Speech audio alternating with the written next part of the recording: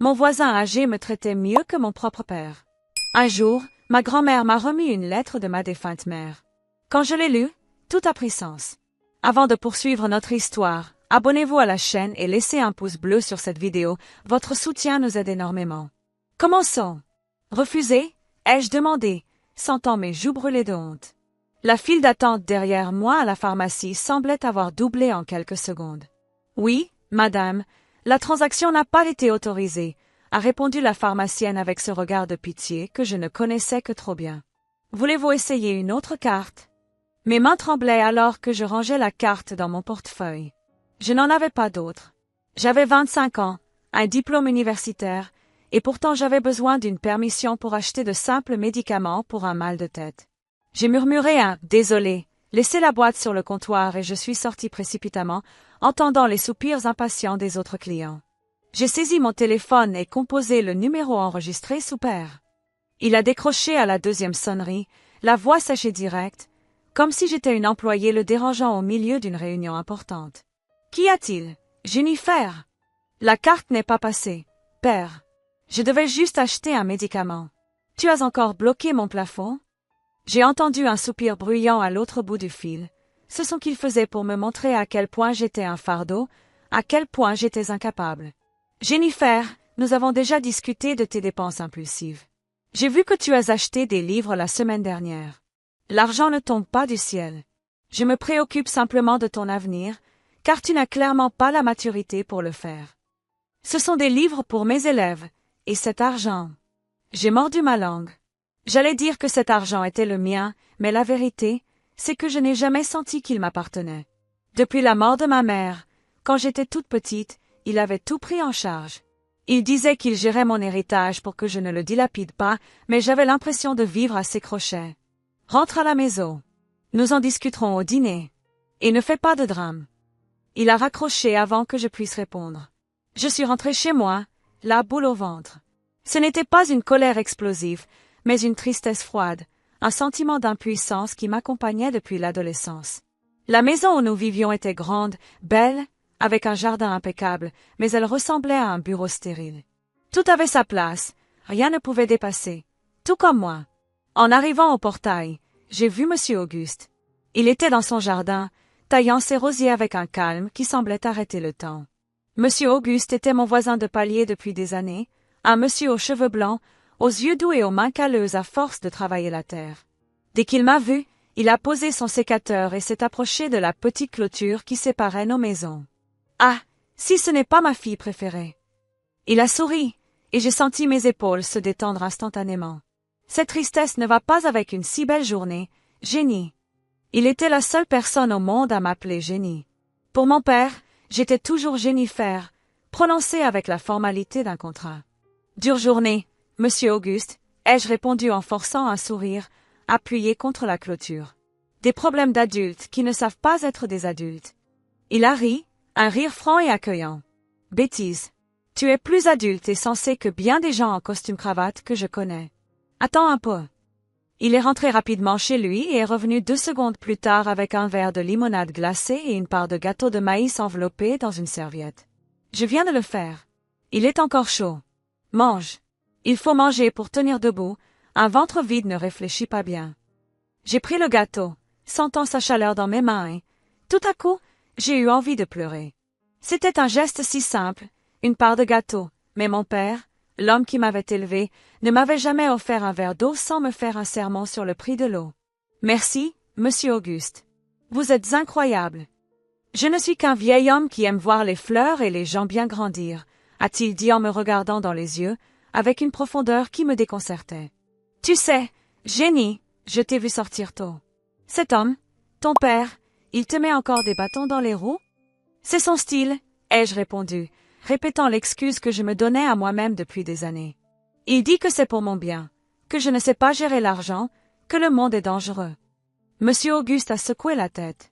Son expression a changé, passant de la gentillesse à une sorte de protection farouche. Protéger est une chose. Couper les ailes en est une autre. Un oiseau qui ne vole pas oublie qu'il a des ailes. Tu es intelligente, tu es gentille. Ne laisse personne te convaincre que tu n'es pas capable, pas même lui. Nous avons discuté encore quelques minutes. Il m'a raconté comment ces dahlias avaient mis du temps à éclore l'année précédente et m'a interrogé sur le cours de peinture que je voulais suivre. Il se souvenait de détails que mon père ignorait, comme le fait que j'aimais peindre. Pour mon père, ce n'était que des gribouillages qui ne rapportaient rien. Quand je suis rentrée, l'atmosphère était glaciale, grâce à la climatisation centrale que mon père maintenait à une température polaire. Il était déjà là, assis dans le salon, lisant des documents. Il n'a même pas levé les yeux quand je suis entrée. Le dîner sera servi dans 10 minutes. Va te laver les mains, m'a-t-il ordonné sans émotion. Je me suis assise à table en l'observant. C'était un homme élégant, toujours bien vêtu, mais ses yeux étaient vides. Il n'y avait aucune chaleur. Pendant le repas, le seul son était celui des couverts heurtant la porcelaine. Père, ai-je tenté pour briser le silence. Monsieur Auguste, le voisin, m'a donné une part de gâteau aujourd'hui. Il est très gentil. Il s'est arrêté de mâcher et m'a regardé avec dédain. Je t'ai déjà dit de ne pas faire confiance à ce vieux désœuvré, Jennifer. Les gens comme ça, qui n'ont rien, adorent s'accrocher à ceux qui possèdent des biens. Il n'est sympa que parce qu'il sait qui nous sommes, ou plutôt, qui je suis. Il n'est pas que sympa. Il est bienveillant, une chose que M. Ricardo est rarement. Les mots étaient sortis avant que je puisse les filtrer. L'ambiance s'est alourdie. Il a essuyé sa bouche avec sa serviette, l'a posée sur la table et m'a fixé. Il n'a pas crié. Il ne criait jamais. Sa voix a baissé d'un ton, ce qui était bien plus effrayant. La gentillesse ne paie pas les factures de cette maison, Jennifer. La gentillesse ne préserve pas le patrimoine de ta mère. Je suis dur parce que le monde te dévorera si tu es trop tendre. Tu penses que ce voisin t'aurait élevé? Il t'aurait donné du pain, oui, et ensuite il t'aurait demandé de payer ses factures. Je suis le seul qui soit vraiment bon pour toi. Un jour, tu me remercieras de ne pas t'avoir laissé gâcher ta vie. J'ai ravalé ma colère. Il parlait avec une telle conviction que je me sentais ingrate de le remettre en question. J'ai terminé le dîner en silence, la nourriture pesant lourd sur mon estomac. Je suis allée dans ma chambre et j'ai fermé la porte. De la fenêtre, je pouvais voir la véranda de M. Auguste. Une lumière jaune était allumée et il était assis sur son rocking chair, lisant un journal. La scène transmettait une paix que je ne trouvais pas à l'intérieur de ma propre maison de millionnaire. Pourquoi l'étreinte d'un étranger dont je ne connaissais pas l'histoire ressemblait-elle plus à un foyer que le toit sous lequel je vivais? Pourquoi mon père, qui devait m'aimer, me faisait-il sentir petite et inutile alors que le voisin me faisait sentir capable? Il y avait une pièce manquante dans le puzzle de ma vie. J'ai regardé mon reflet dans le miroir et, pour la première fois, je n'ai pas vu une fille effrayée, mais une femme méfiante. L'amour ne devait pas être si dur, et le soin ne devait pas ressembler à une prison. Cette nuit-là, je me suis endormie avec une certitude silencieuse qui s'installait en moi. J'avais besoin de comprendre pourquoi ma vie sonnait faux. Les semaines qui suivirent cet incident à la pharmacie ne furent pas meilleures. Au contraire, il me semblait que les murs de cette grande maison se refermaient sur moi. Chaque jour, l'air devenait plus rare, plus difficile à respirer. La goutte d'eau qui a fait déborder le vase est arrivée un mardi pluvieux. J'avais passé des mois à rassembler mon courage et à faire des recherches en secret. Finalement, j'avais trouvé un petit appartement au centre-ville. C'était simple, presque minuscule comparé à la maison où je vivais, mais il y avait une véranda ensoleillée, parfaite pour peindre. Le loyer était abordable et j'avais calculé que si mon père libérait seulement une petite partie des revenus mensuels qui me revenaient de droit, je pourrais subvenir à mes besoins. Je suis entrée dans son bureau avec le contrat de location imprimé dans mes mains, mon cœur battant dans ma gorge comme un tambour fou. « Père, je peux te parler ?» ai-je demandé, restant sur le seuil. Il a fait pivoter son fauteuil en cuir, retirant ses lunettes de lecture avec une lenteur calculée qui me rendait nerveuse. « Dis-moi, Jennifer, je suis occupée à vérifier les investissements. » J'ai pris une décision. J'ai posé le papier sur son bureau. Je veux déménager. J'ai trouvé cet endroit. C'est sûr, c'est proche d'une école d'art où je peux donner des cours aux enfants. J'ai juste besoin que tu signes le déblocage des fonds pour la caution. Il n'a même pas touché le papier. Il a juste regardé la feuille puis moi, esquissant un sourire bref et sec, sans humour. Déménager. Toi? Il a secoué la tête comme si j'avais raconté une mauvaise blague. Jennifer, regarde-toi. Tu n'es pas capable de gérer une liste de courses au supermarché sans oublier quelque chose. Tu penses pouvoir tenir une maison? Payer les factures d'électricité, gérer les voisins, les réparations? Je peux apprendre. Tout le monde apprend. J'ai 25 ans. Tu as l'âge, mais tu n'as pas la maturité, a-t-il coupé sèchement. Sa voix se durcit. Je ne signerai rien. Je ne vais pas financer une aventure enfantine pour que tu reviennes en pleurs dans 2 mois en faisant honte à notre nom. Cet argent est pour ton avenir, pas pour jouer à la dinette. Cet argent est le mien. Maman l'a laissé pour moi. Ai-je crié, la frustration explosant enfin. Il s'est levé lentement. Il n'a pas avancé vers moi, mais sa posture était imposante, menaçante d'une manière silencieuse.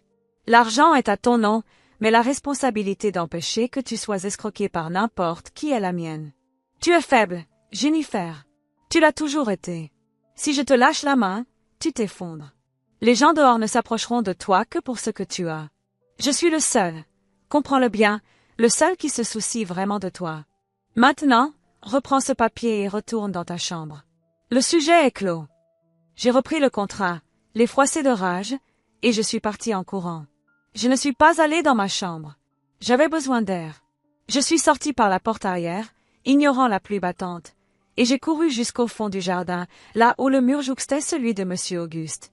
J'étais trempé, mes larmes se mélangeant à la pluie, je me sentais la personne la plus inutile du monde. Peut-être qu'il avait raison, peut-être que j'étais incapable. Qu'est-ce qu'il y a, ma fille? La voix de Monsieur Auguste venait de l'autre côté, pleine d'inquiétude. Il était sous son auvent, mais en me voyant sous la pluie, il a attrapé un parapluie et s'est précipité vers la clôture. Il ne me laisse pas vivre, Monsieur Auguste, ai-je sangloté, appuyant mon front mouillé contre le bois de la clôture. Il dit que je suis faible, que je ne sers à rien. Il bloque mon argent, mes rêves. Je me sens en prison.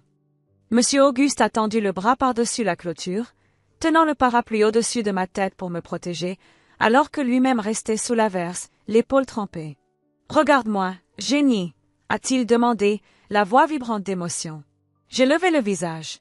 Son expression était un mélange de tristesse profonde et d'une colère que je ne lui avais jamais vue auparavant. « Tu n'es pas faible.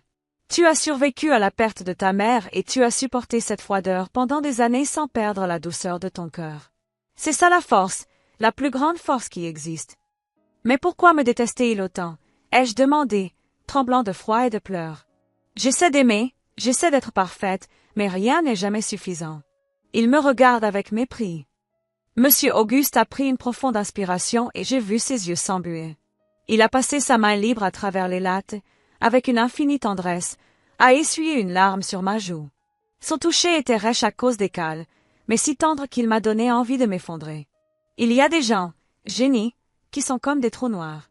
Ils absorbent la lumière autour d'eux parce qu'ils n'en ont pas eux-mêmes. Il ne te déteste pas. Il a peur de toi. Peur que tu découvres que tu es plus grande que lui, peur de perdre le contrôle. J'aurais voulu que vous soyez mon père, ai-je murmuré sans réfléchir. La vérité s'est échappée de mes lèvres avant que je puisse la retenir. Monsieur Auguste s'est figé. Pendant un instant, le silence entre nous fut absolu, plus fort que le bruit de la pluie. Il semblait lutter contre quelque chose à l'intérieur, sa bouche s'ouvrant et se fermant comme s'il voulait dire une vérité interdite. « Je donnerais tout ce que j'ai pour avoir une fille comme toi, » a-t-il dit finalement, la voix rauque. « Tout. Maintenant, rentre, s'il te plaît. Sèche-toi. Ne lui donne pas le plaisir de voir que tu es malade. Et souviens-toi, les choses vont changer. Je te promets qu'elles vont changer. La justice de Dieu tarde, mais elle n'échoue jamais. » Je suis rentré à la maison apaisé, le cœur étrangement réchauffé. Pendant que je séchais mes cheveux après la douche, le doute a commencé à germer dans mon esprit. Pourquoi Monsieur Auguste avait-il été si bouleversé quand j'ai dit ça? Pourquoi lui, un voisin qui vivait simplement, semblait-il haïr l'arrogance de mon père comme si c'était personnel? Et le plus troublant de tout, pourquoi la caresse de sa main sur mon visage m'avait-elle semblé si familière, comme une mémoire que mon corps avait gardée mais que ma tête avait oubliée? Ce soir-là, mon père a fermé toutes les portes tôt. Il a déserté la cuisine et nous avons mangé des sandwichs froids en silence. Il me regardait comme si je n'étais qu'un objet de valeur qui avait essayé de s'échapper de l'étagère. « J'ai annulé la carte de crédit supplémentaire que tu avais », m'a-t-il annoncé en nettoyant les miettes sur la table. « Tu as besoin de limites. » Je l'ai regardé et, pour la première fois, je n'ai pas eu peur. J'ai ressenti du dégoût. J'ai compris que j'étais face à un geôlier, pas un père. Et j'ai senti avec une certitude absolue que M. Auguste avait raison. Il avait peur que je découvre quelque chose. Je ne savais pas encore quoi, mais la douleur du rejet se transformait en carburant. J'allais découvrir pourquoi un étranger m'aimait plus que l'homme qui devait me protéger. Je ne savais pas que la réponse était bien plus proche que je ne l'imaginais, prête à arriver par les mains de la seule personne qui me restait de ma famille biologique. 3 jours après cette pluie, ma grand-mère est apparue. C'était un après-midi, vers 15 heures, et mon père, ou l'homme que j'appelais ainsi, était sorti pour une de ses réunions d'affaires. Quand l'interphone a sonné et que j'ai vu le visage ridé de ma grand-mère Elsa sur la caméra, j'ai ressenti un soulagement immédiat. Elle venait peu chez nous. Elle disait que l'ambiance ici lui donnait des frissons et que la vie manquait entre ces murs gris. J'ai ouvert le portail et l'ai aidée à monter les marches de l'entrée. Elle semblait plus fragile que dans mes souvenirs, serrant son sac à main contre sa poitrine, comme si elle gardait un secret trop lourd pour le porter seule. « Grand-mère, quelle surprise !» dis-je en embrassant sa joue qui sentait le talc et la lavande. « Papa n'est pas là. »« Je sais, ma chérie. J'ai attendu qu'il sorte. J'ai besoin de te voir seule. Nous devons parler, Jennifer. » Je l'ai emmenée au salon, mais elle a refusé de s'asseoir sur les canapés chers et inconfortables. Elle m'a entraînée par la main jusqu'à la cuisine, le seul endroit de la maison qui semblait avoir une âme, et nous nous sommes assises à la petite table du petit déjeuner. Elle a pris mes mains entre les siennes. Les mains de grand-mère étaient froides, mais son regard était chaud et urgent. « Jennifer, regarde-toi » murmura-t-elle en analysant mon visage. « Tu as les yeux de ta mère, mais cette tristesse qu'il reflète, ce n'est pas toi. Je t'ai observé de loin, ma petite fille. J'ai vu comment cet homme te traite, comment il t'éteint. C'est son style, grand-mère. Il veut seulement protéger le patrimoine, ai-je répété machinalement. Mais ma grand-mère a secoué la tête avec véhémence. Non, arrête de te mentir. Je suis vieille, Jennifer. Je n'ai plus beaucoup de temps et je ne veux pas emporter ce poids dans la tombe. Ta mère, ma fille, elle a commis des erreurs, mais sa plus grande peur était de te laisser sans soutien. Elle a fait confiance à la mauvaise personne pour gérer les choses, et j'ai été lâche de ne pas l'avoir dit plus tôt. De ses mains tremblantes, elle a ouvert son sac et en a retiré une enveloppe jaunie par le temps. Le papier était un peu froissé sur les bords et mon nom était écrit dessus avec l'écriture de ma mère, ronde, délicate et artistique, une calligraphie que je ne connaissais que par de vieux documents. Elle a écrit ça quelques jours avant de partir, à l'hôpital. Elle m'a fait jurer de te la donner quand tu aurais 18 ans. Mais lui, Ricardo m'a menacé, Jennifer. Il m'a dit que si j'intervenais, il couperait tout contact entre toi et moi pour toujours. J'avais peur de perdre ma petite fille, mais en te voyant maintenant si malheureuse, mon silence est pire que n'importe laquelle de ces menaces. J'ai pris l'enveloppe comme si elle était en cristal. Mon cœur battait si fort que j'entendais l'écho dans mes oreilles. J'ai ouvert l'enveloppe avec précaution et déplié la feuille. Une trace de son parfum était encore là, faible mais présent, provoquant une vague de nostalgie qui m'a fait pleurer avant même de lire la première ligne. Ma belle Jennifer, si tu lis ceci, c'est que je ne suis plus là pour te serrer dans mes bras. Il y a tant de choses que je voulais t'enseigner, mais la vie a pris un chemin différent. Je dois te dire la vérité, ma fille, pour que tu sois libre. L'homme que tu appelles papa, Ricardo, n'est pas ton père. Il était l'avocat de notre famille, un homme à qui j'ai confié mes biens quand je suis tombée malade parce qu'il avait promis de s'occuper de tout. Mais il n'a jamais eu d'amour pour nous, seulement de l'ambition. Ton vrai père est un homme simple, au cœur immense, que ma famille, tes grands-parents, paix à leur âme, m'a interdit d'aimer parce qu'il n'était qu'un jardinier du quartier. Son nom est Auguste. Oui, notre voisin. Nous nous sommes aimés profondément, mais nous avons été séparés par les préjugés et l'argent. Quand je suis tombée enceinte de toi, j'ai été obligée de cacher la vérité pour éviter un scandale. Auguste a voulu rester à proximité, vivre dans la maison d'Axe en Rave-Côté, pour pouvoir te voir grandir, même sans pouvoir dire qui tu étais. Il a promis de veiller sur toi à distance.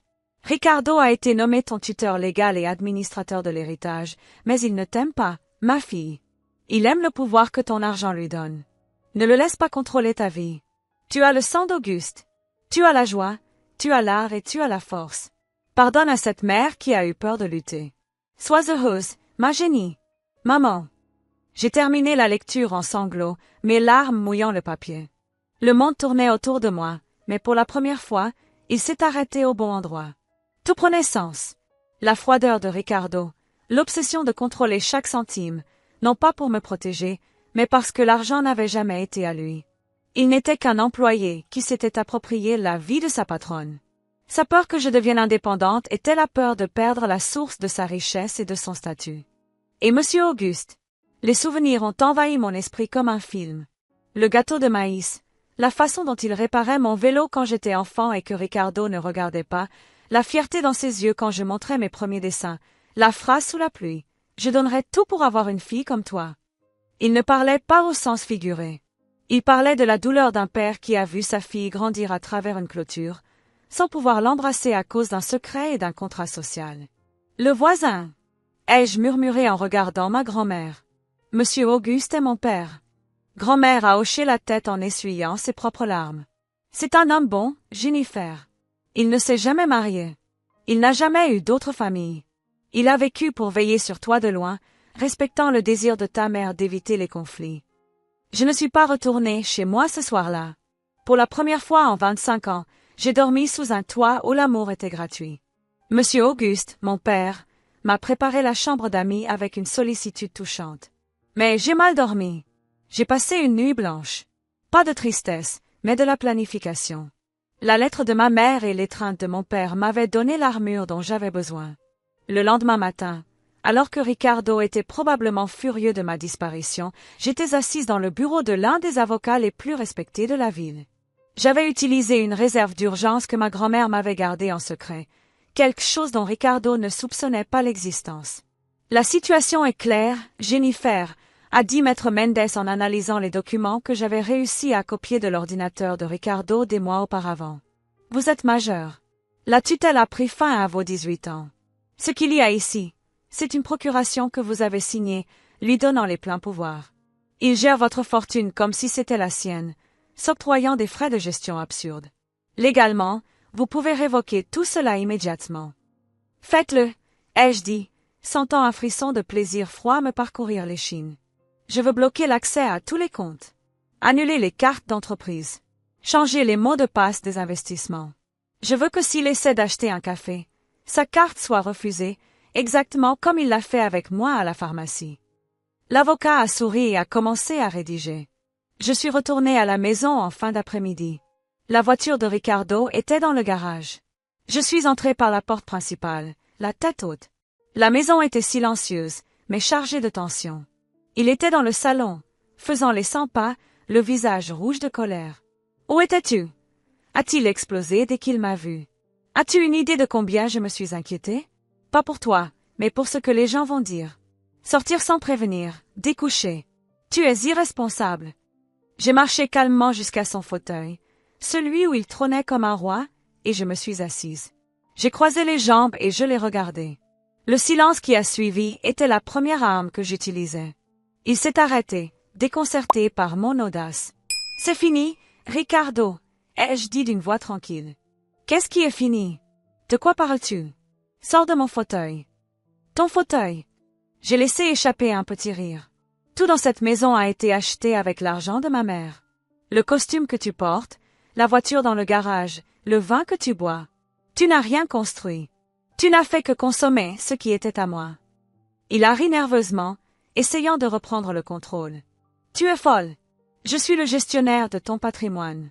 Sans moi, tu serais à la rue. » J'ai sorti de mon sac le document que l'avocat m'avait remis et je l'ai jeté sur la table basse. « Plus maintenant. Ce matin, j'ai révoqué toutes tes procurations. La banque a été notifiée. Tes cartes liées à mon compte ont été annulées. Tu n'as plus accès à un seul centime de l'héritage de la famille. » Ricardo a blêmi. Il s'est précipité sur le document, l'a saisi et l'a lu frénétiquement. Ses mains ont commencé à trembler, de la même manière que les miennes tremblaient quand il me criait dessus. « Tu ne peux pas faire ça. Tu ne sais pas gérer ça. Tu vas faire faillite en un mois. » Je n'avais plus peur. J'étais déterminée. Peut-être que je ferai des erreurs. Mais ce seront mes erreurs. Quant à toi, je sais tout. J'ai lu la lettre de maman. Je sais que tu nous as éloignés de mon père biologique par préjugés et cupidité. En entendant cela, il a reculé comme s'il avait été frappé. Le masque du tuteur inquiet s'est complètement brisé, révélant l'homme petit et mesquin qu'il avait toujours été. Ce jardinier, a-t-il craché avec dégoût. Je t'ai donné une vie de luxe. Je t'ai donné de la classe. Tu me dois tout. Corrige-toi, ai-je coupé sèchement. Auguste, le jardinier, m'a donné à manger quand j'avais faim et de l'amour quand j'étais triste, des choses que ton luxe n'a jamais pu acheter. J'ai pointé la porte du doigt. Je veux que tu sois hors de cette maison avant demain matin. Tu peux prendre tes vêtements et tes affaires personnelles sans valeur. La voiture reste. Et si tu essaies de prendre quelque chose qui ne t'appartient pas, mon avocat portera plainte pour détournement de fonds. Tu aimais tant les lois et les contrats. Maintenant, tu vas en sentir le poids. Il a essayé d'argumenter, de faire appel à un sentiment perfide inexistant, mais je l'ai regardé avec indifférence. La plus grande vengeance n'était ni de crier ni de hurler. C'était de lui retirer la seule chose qu'il aimait, le pouvoir. Je l'ai laissé parler seul dans le salon et je suis allé me coucher. Le lendemain, il était parti. Il est sorti la tête basse, traînant des valises lourdes, montant dans un taxi parce que la voiture importée était restée au garage. J'ai regardé par la fenêtre et j'ai senti un poids gigantesque quitter mes épaules. La maison semblait avoir doublé de volume, mais maintenant, elle était remplie de lumière. Je n'ai pas déménagé dans le petit appartement. J'ai décidé que cette maison était mon histoire et que j'allais la réécrire. J'ai fait repeindre les murs gris avec des couleurs chaudes. J'ai transformé le bureau froid de Ricardo en mon atelier de peinture, où la lumière du soleil entrait désormais sans demander pardon. Et le mur? Je n'ai pas abattu le mur, mais j'ai fait installer un petit portail en bois qui restait toujours ouvert. Quelques mois plus tard, j'étais sur la véranda, peignant une toile de jaune et d'orange vif. L'odeur du café frais venait de la cuisine. Le café est prêt, ma fille, et j'ai apporté ce pain maison que tu aimes, a dit Auguste en sortant de la cuisine, s'essuyant les mains sur un torchon, un sourire illuminant son visage. Il n'avait pas voulu emménager dans la grande maison. Il disait qu'il aimait la sienne, mais il passait ses journées avec moi. Nous apprenions à nous connaître petit à petit. Nous n'avons pas forcé une relation père-fille parfaite, digne d'une publicité pour de la margarine. Nous étions deux adultes construisant une amitié profonde basée sur le respect et le sang que nous partagions. J'ai posé mon pinceau et je lui ai souri. « J'arrive, papa. » Le mot « papa » était encore nouveau dans ma bouche, mais il avait un goût doux. Ricardo a essayé de reprendre contact quelquefois, demandant de l'aide financière, prétextant des difficultés. Je n'ai jamais répondu. Le silence était ma réponse finale. J'avais récupéré mon argent, mais plus important encore, j'avais récupéré ma voix. J'ai regardé le jardin où les rosiers de mon père se mélangeaient maintenant à mes nouvelles plantations. La revanche a été nécessaire pour couper les liens toxiques, mais la guérison est venue au quotidien, la liberté de choisir la couleur des murs, de dépenser mon argent en peinture et en livres, et d'aimer celui qui méritait vraiment d'être aimé. Je n'étais plus la fille triste de la pharmacie. J'étais Jennifer, la fille d'Auguste, maîtresse de son propre destin. Et cet après-midi ensoleillé n'était qu'un début.